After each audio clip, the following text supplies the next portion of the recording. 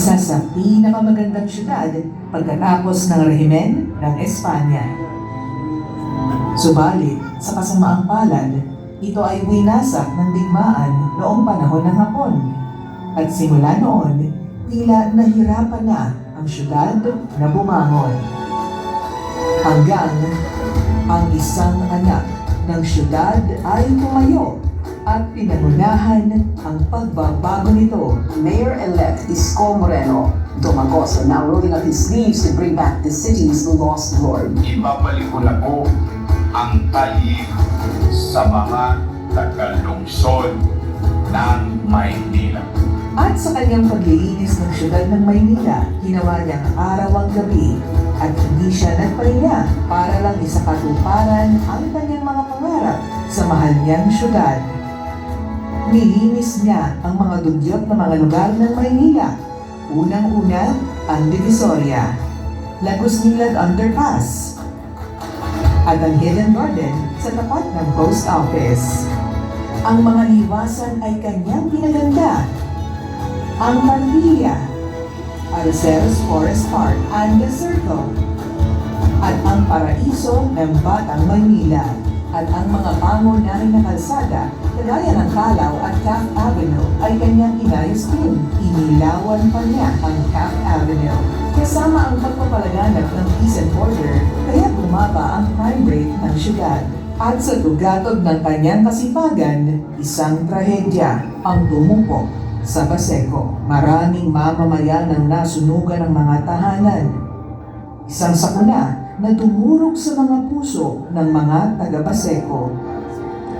At sa paghupa ng apoy, ang mga mamamayan na nasunugan ng mga tahanan ay ginawan niya ng mga matitirahan. Pagkatapos ng 3 buwan, ang mga nasunugan ay meron ng muling tahanan. Nag-alab ng husto ang kasipagan ng Batang Maynila, kaya marami pa siyang ipinatayo na mga tahanan sa loob ng napakaiksing panahon. Ito ang Condominium 1 at Condominium 2. Pinondominium 1, San Sebastian Residences,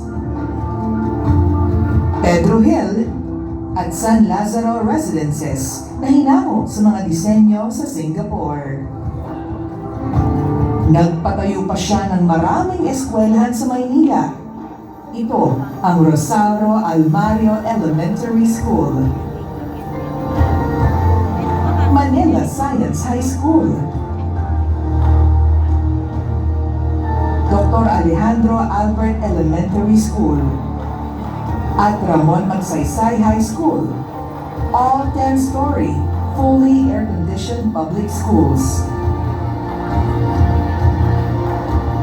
Sinundan niya to ng mga paggamutan, kagaya ng Baseco Hospital, Ospital ng Maynila, na may mga makabagong kagamitan tulad ng CT scan, MRI machines, robotics, at dialysis center para sa mga pasyente na walang pambayad ng ospital. Tinupad din ni Yorme ang pangako niya sa ating mga lolo't lola sa pagbibigay ng benepisyo sa kanila, tulad ng monthly allowance, birthday cake, black rice, and sure milk and vitamins. Meron pa silang regalo tuwing Kapaskuhan. Yung mga seniors na gusto pang magtrabaho, may programa din si Yorme para sa kanila. Hindi lang senior citizens ang binigyan ni Yorme ng benepisyo.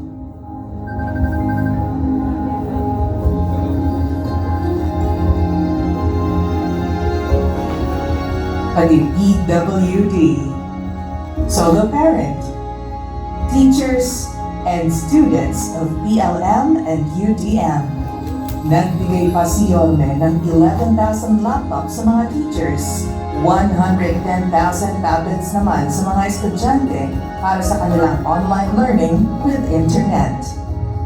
At sino ang hindi makakalimot sa madilim na yugto ng ating bansa? Ang pandaigdigan na pandemya. At sa paghasik nito ng peste, kaagad nagpatupad si Yorme ng 24/7 na testing facility at vaccine drive-thru laban sa pandemya, na merong dedicated na vaccine storage facility sa Santa Ana Hospital. Bumili rin siya ng mamahaling gamot kagaya ng Remdesivir, Tocilizumab, at Molnupiravir para sa lahat ng nangangailangan noong panahon ng pandemya. Hindi doon natapos ang mga solusyon na naisip ni Yorme para labanan ang pandemya. Dahil sa kakulangan ng mga pagamutan sa buong bansa, ang Batang Maynila ay mabilisang nakaisip ng solusyon. Ang Manila COVID-19 Field Hospital, ang paggamutan na itinayo sa loob lang ng 52 araw na bumugon sa kakulangan ng mga hospitals sa panahon ng pandemya. At dahil dito, maraming buhay ang nailigtas ng itinayo niyang pagamutan. Dahil sa sama ng ekonomiya dulot ng pandemya sa buong mundo, ipinatupad ni Yorme ang Food Security Program na sa loob ng 8 buwan, siya ay namahagi ng food boxes sa 700,000 families. Awa ng Diyos, walang nagutom sa lungsod ng Maynila noong panahon ng pandemya. Hindi rin niya nalimutan ang matagal nang pinapangarap ng kabatirang Islam, ang magkaroon ng sariling libingan sa syudad ng Maynila. Sa pamumuno ni Yorme, umaliwalas, umanatag, at naibalik ang tayog ng Maynila. Kinilala ang lungsod ng Maynila ng iba't ibang ahensya ng gobyerno, mapalupal at international na organisasyon. Rest assured to each and every one of you here, when we fail, babang magyagan. We do it again. When we succeed, we guarantee you we'll innovate. We'll make it farther and reach more. We will be with you. Nobody will be left behind. Now together, let's make Manila great again. Ang pagbabalik ni Yorme. At sa mga katakataon po ito, isang malaking karangalan po para sa akin ang ipakilala ang isang leader na kahit kailan ay hindi tayo iniwan sa gitna ng laban natin sa pandemya. Ang isang leader na tunay na nagbigay ng pagmamahal, malasakit at kalinga, lalo higit ang ating naging kaagapay sa oras ng ating pangangailangan. Ang batang galing sa hirap, nagsumika. Ang batang Maynila, Yorme Isko Moreno Domingos.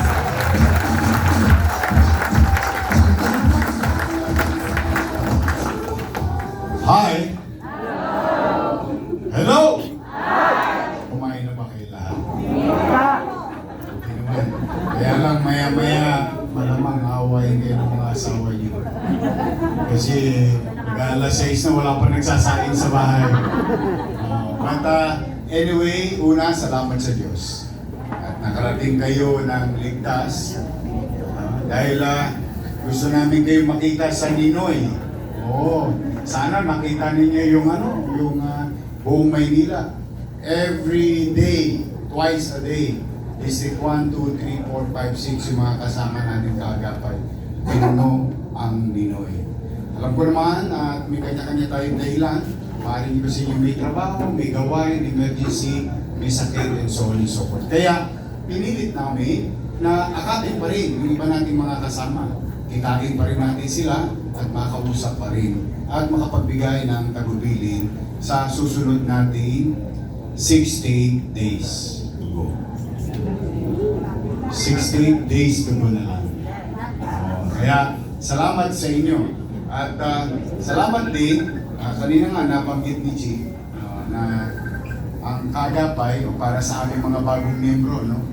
Alam niyo yung kaagapay, nagsimula yun. Actually, parang ganito lang karami yun nung ano. Kasya na yung buong distrito sa Tondo when we started it in District 1 in 1998. And in 2007, lumawak na tayo at lumaki na lumaki. We are now more than 50,000 strong kaagapay in the entire city.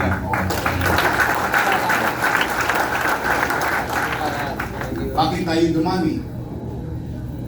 Siguro, sasabi natin na kahit papano naman, kayo, yung mga antigong kaagapay dito, na nakipaglaban sa akin ng buya. Yung poster niyo, pagkagising niyo sa tapos ng bahay niyo, tinanggal na, naiinis kayo.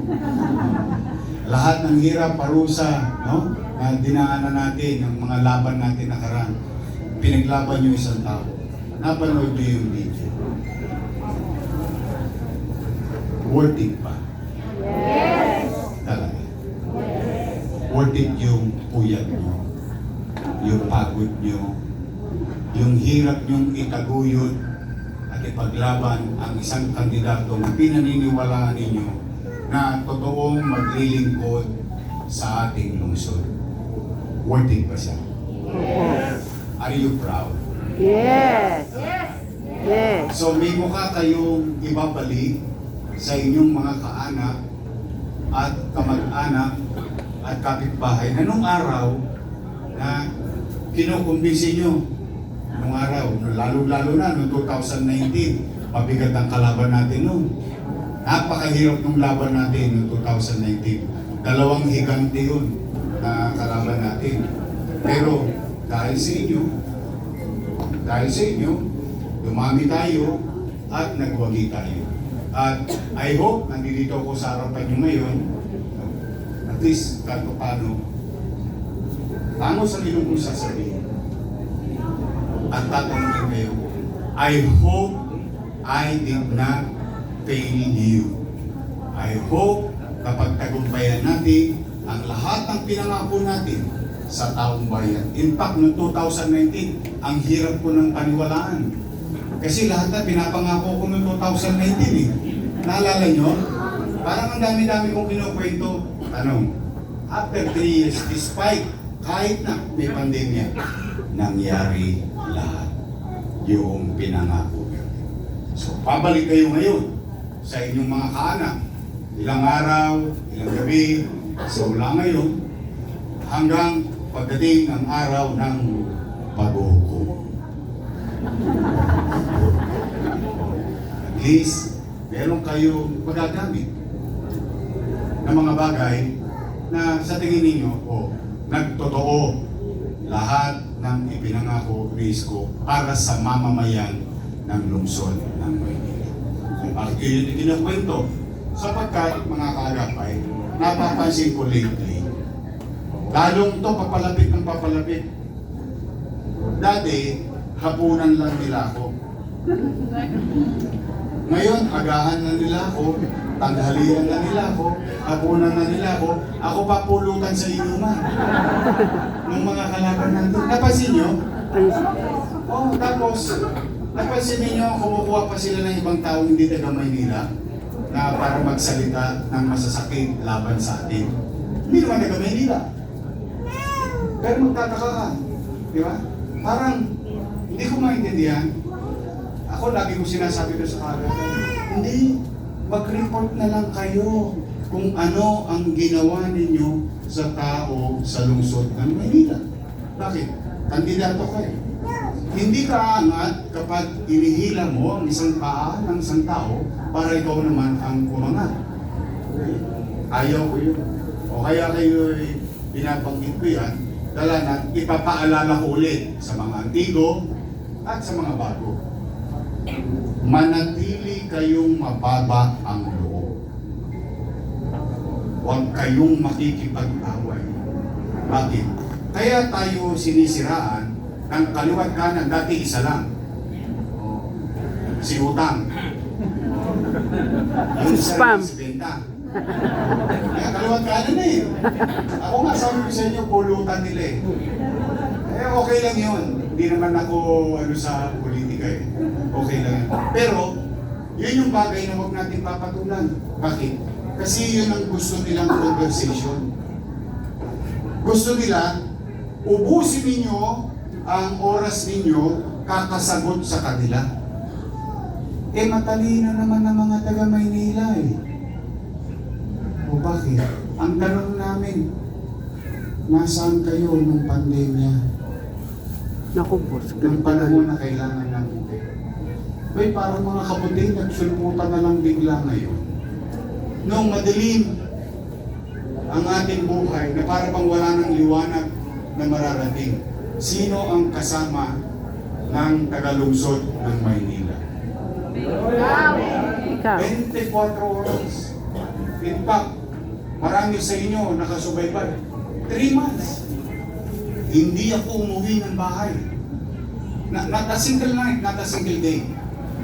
Dahil alumpihit ako, hindi ako mapakali paano mo itatawid yung gutom, yung takot, yung pagkakasakit ng 2 milyong bibig at mamamayan sa ating puso. At least, uuwi kayo ngayon. Pabalik kayo sa mga bahay ninyo. At least matangos ang ilong ninyo, kayo na mga nangabuhay dito. Okay? Kasi iba'y namatay na eh. Hindi na natin sila magiging testigo. Kayo na ang testigo. Kayo na ang magpapatunay.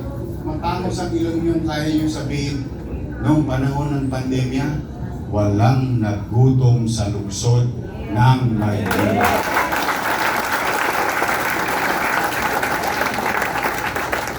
Tama ba? Tama. Makakalino mga taga-Maynila. Totoo lang. Ngayon, kung paano ko ginawa yun, hindi ko makalain pwede yung paniwag. Ito pamamala. Eh, ano sabi ko nga no? Nakaliw yung sinabi ako sa Facebook live ko nung nagkakagulo ng tao, natatakot ng tao. Ano sabi ko? Lolo ko, mga nanay, tatay, mga batang Maynila, pumanatag kayo. Huwag kayong mag-aalala. Pag ako wala nang maibebenta, nakita niyo itong relo na ito, ipatatas ako ito kay tabunting makaraos lang tayo. I said that in a public video. Why? Kasi gusto mong i-assure yung mamamayan mo, may gobyerno sa lungsod ng Maynila.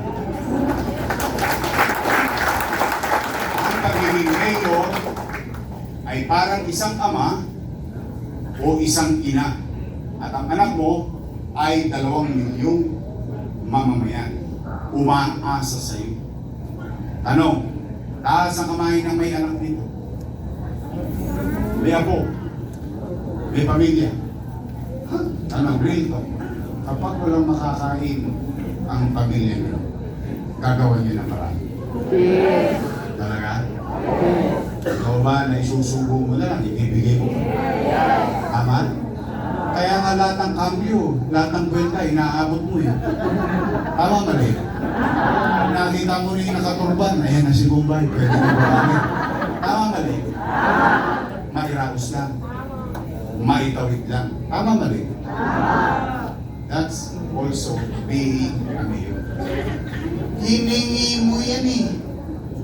Pahala ka eh. Pala desisyon ka eh. Gusto mong maging mayor, eh akalain mo ba magpapandemya? Ikaw ang humingi niya sa tao na mag-mayor ka. Hindi ibabalik mo sa tao, reklamo.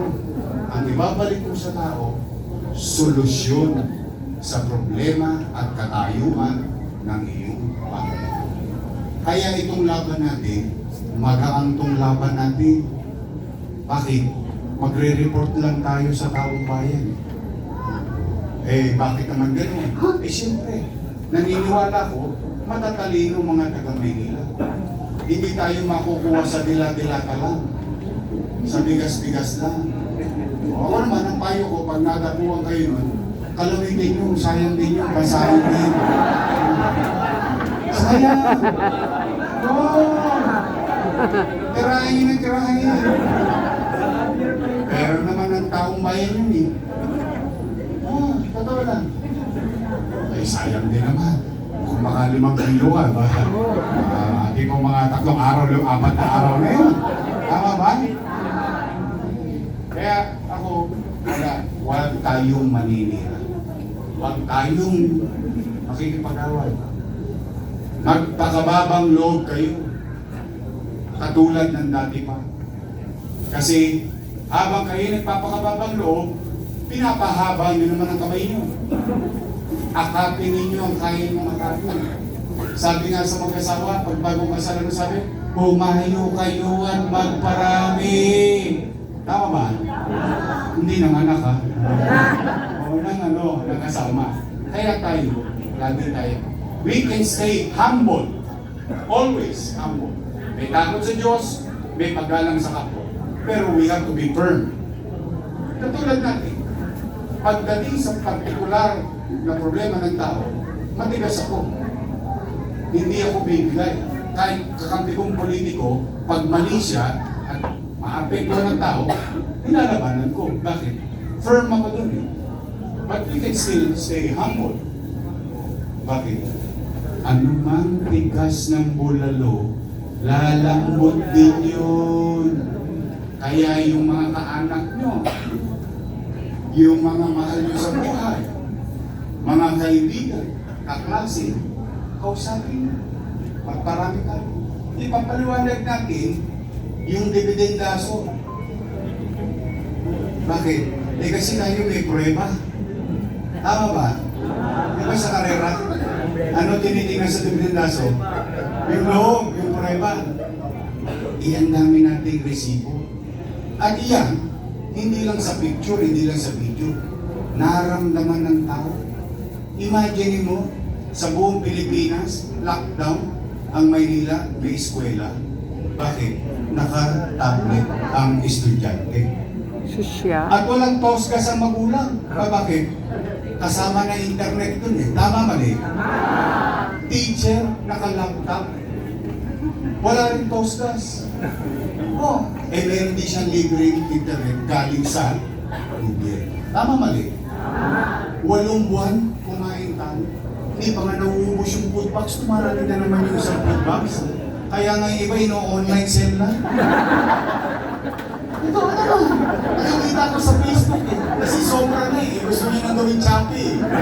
Ako, okay lang yun. Binigay ko na sa iyo eh. Kung i-abilidad mo, gusto mo gawin cash, dahil nagpupula na rin yung ihi mo, dahil mo sa Pinas. Ay mo, okay lang sa akin. Tama ba eh? Ay mo, walang bakuna sa buong Pilipinas. Sa Maynila, nagbabakunahan. 24 oras. Ang testing, ang mahal-mahal sa Maynila, 5.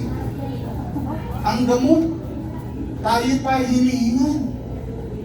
Ay ako yun, naging kabisado ko yung mga pangalan. Ang hirap din kasi yung mga pangalan na yun. Remdesivir, Tocilizumab, Molnupiravir. Daang-daang libo. Ang halaga. Kahit bilyonaryo, I'm telling you straight, kahit bilyonaryo, hindi makabili. Bakit? Wala siyang access. Pero gusto ng Maynila, mabilidad, naka-access. Dang-dang, mabuhay lang.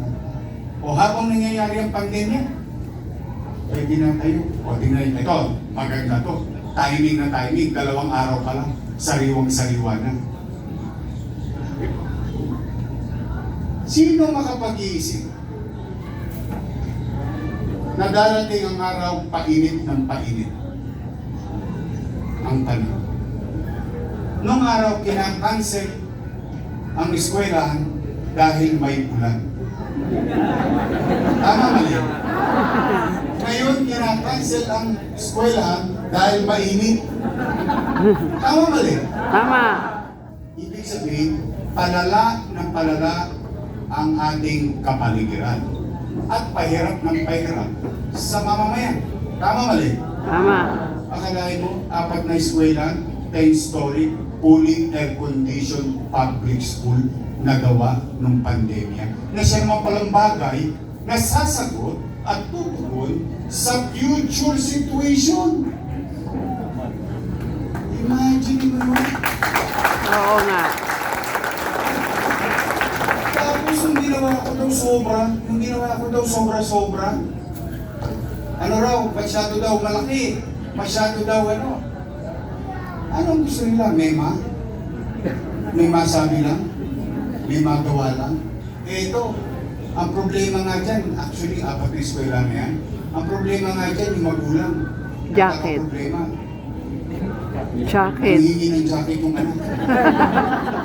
But kidding aside, tingnan niyo the vision, the foresight of your leader. Who would thought that giving such good environment in the classroom will be a must today? Magiging kakailanganin dati parang luho. Ngayon pala kakailanganin na siya. It's now a must. Why? Kung nakita yung heat pwede ka na magprito ng itlog sa kalsada. Tama na rin. So what more we can do in the future? Ha? So, marami kayong maikukwento. Kaya hindi natin kailangan sagutin yung gusto nilang conversation. Kasi, pansinin ninyo, hindi ko alam, yung iba sa inyo dito nakarating na doon sa patawag nila. Tanong ninyo, tingnan nyo, ano sinabi? Si ganito, si ganyan, si ganito. Pero wala kayo narinig na programa. Makarinig pa sila ng programa. Walang kwento. Alam mo bakit? Walang kwenta eh. Eh tayo, maraming kwento, kaya equals to kwenta. Kasi tayo ng dali, yung suma. Yung sinuma mo, equals to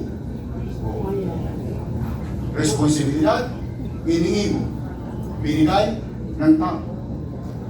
May mandato ka. Ginagampanan mo ba ang tungkulin mo sa taong bayan? Yun ang itatanong ng tao.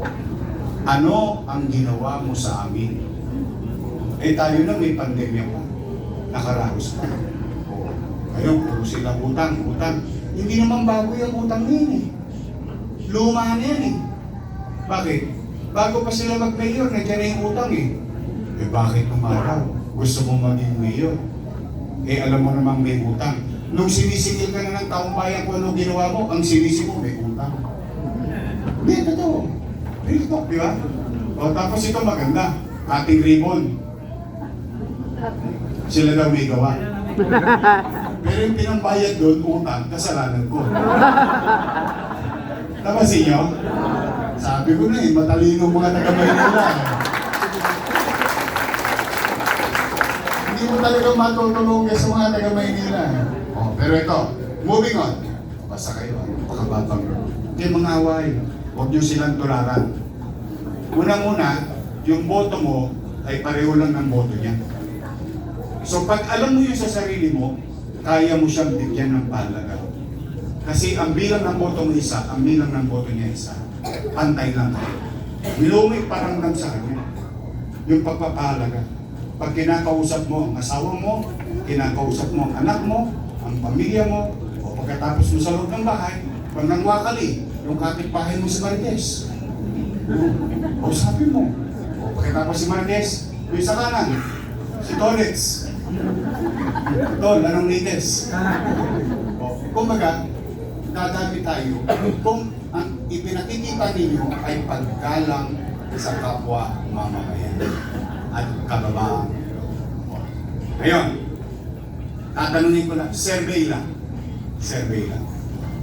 Hindi ko mo kayo dadapay. Tatanungin ko kayo bilang mamamayan. Napapansin niyo ba? Yung napapansin mo din na dumudugyot ulit ang Maynila. Nung panahon ko ba luminis? Umayos. Mabango. Thank you very much. Pangalawang survey. Lately, kinakabahan ba kayo maglakad ng madaling araw ng mag-isa? Yes. Bakit? Dami hold-upper. Naglibasin ko na naman ang mga tulongis. Tumpukan na naman ang tulongis yun. Sa Arte, Rabang, Baluna, Abad Santos. Pati nanay, kinakabahan. Bakit? Papasok sa eskwela yung anak niya, hindi niya alam. Baka mamaya, buti sana kung nakalawit lang yung cellphone. Yung cellphone pwede lang ipangutang ulit sa umbay. Yung mamaya na-disgrasya anak, tama man eh. So, may takot ulit tayo dahil napapabayaan ang disorder situation sa Maynila. Yes. Di ba nararamdaman natin? Yes. Naalala niyo ba nung panahon ko, hanggang madaling araw, may gobyerno sa lungsod ng Maynila. Tama na. Ma. nung araw, ang Maynila parang ano, GMA, Master Showman. Wala. Tulugan. Totoo naman. Bakit? Kasi gusto ko iparamdam, mapamahirap ka, mapamayaman ka, habang natutulog ka, at ikay malapit ka sa purgatorio, sa lalim ng tulog mo, panatag na panatag ka, the back of your mind, ang nasa isip mo habang nasulog ka ng bahay, ay hindi, may gobyerno pa sa lungsod ng Maynila, sa kalsada namin. Tama mali? Gusto niyo bang ibalik yun? Yes. Pangatlo, so kalinisan, kaayusan, at kapanatagan. Gusto niyo pa ulit magkaroon ng opportunity of growth ang Maynila. Tayo yumabong ulit. Bumalik ulit ang tiwala ng mga negosyante. Eh bakit mahalaga yun? Una, trabaho. Pangalawa, buwis. Tama mali? Gusto niyo maibalik yun? Nakita niyo, kahit iba't ibang bahagi ng mundo, kahit mga ambasador, kinilala ang Maynila sa bilis ng paglago. When I became mayor, nung binoto niyo ako mayor noon, noong 2019, out of 17, number 16 ng Maynila. Bago umalis, number 3 ang Maynila. Ang gawin mo, siya sa atin ninyo yung kiniklaim ko. Bakit? Tayo yun, mga batang Maynila tayo. Now we are number, out of 17, we are now number 17.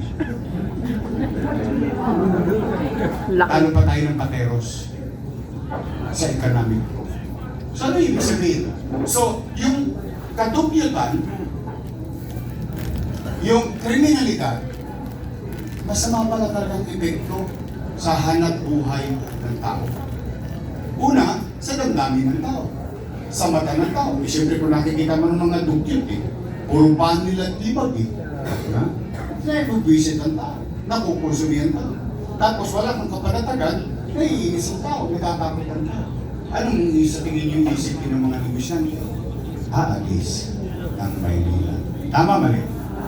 O tayo nung yung, siyempre, magkakabrad na tayo ngayon. Walang negosyo, walang trabaho, equals to tambay. Nyanyang ka naman sa kano, pre, Ramirez. Dito to. Ako'y binibiro-biro ko yan, pero sa totoo, yan ang epekto. Kapag ang pamahalaan, hindi tao wala tayong panira. Basta, pamahalaan. Pag ang pamahalaan, hindi nagtatrabaho. Pag ang pamahalaan, hindi nagpa-function properly. Kapag ang pamahalaan, hindi nagpa-function efficiently, ang resulta, decline. Decline yan. At yung pag-decline, unti-unti yan mararamdaman ng utaw. Tatama yan sa tao. Kaya ngayon, gusto nyo bang ibalik ang sigla ng Maynila? Yes! Ano? Handa na ba kayo? Yes! 6 days to go. Handa na kayo?